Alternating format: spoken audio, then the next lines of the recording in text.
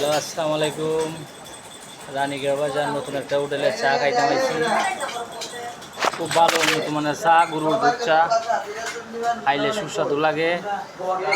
সেই রকম চা, দারচিনি, লং সব কিছু দেওয়া আছে। আপনারা কেমন আছেন? সবাই ভালো আছেন নি জানাইন। আমার এক বাতিজা সোহাগ, ভালো থাকেন। হ্যালো, আসসালামু আলাইকুম।